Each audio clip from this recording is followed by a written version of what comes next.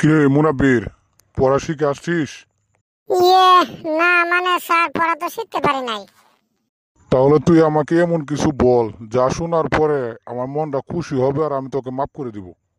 তাহলে স্যার আমরা তিন বন্ধুর একটা গল্প শুনেন। বল শুনি।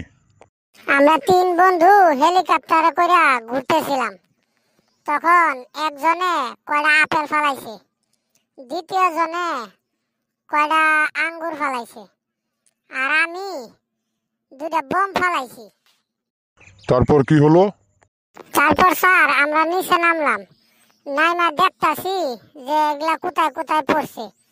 হাইটা যাইতেছিলাম, যাই দেখি এক লোক রাস্তার ধারে কাঁদতাছে। আমি জিজ্ঞাসা করলাম, ভাই কান্দো কেন? ওই লোকে বলতেছে, স্যার উপর থেকে কে যেন আপেল ফালাইছে, আপেল আমার মাথায় পড়া এখন সাদা রক্ত বাড়িতেছে। কি বলিস? তারপর? তারপর আর একটু সামনে যাইয়া দেখি একটা ছেলে হাসতাছে আর কাঁদতাছে। পরে যাইয়া জিজ্ঞাসা করলাম, ভাই তুমি হাসো কেন আর কাঁদো কেন?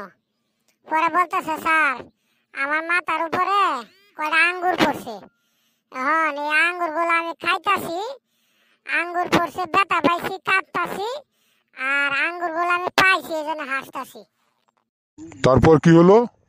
তারপর আর একটু সামনে যাইয়া দেখি আর একটা বাচ্চা পুরাপুরি হাসতাছে, শুধু হাসতাছে। জিজ্ঞাসা করলাম, ভাই তুমি হাসো কেন?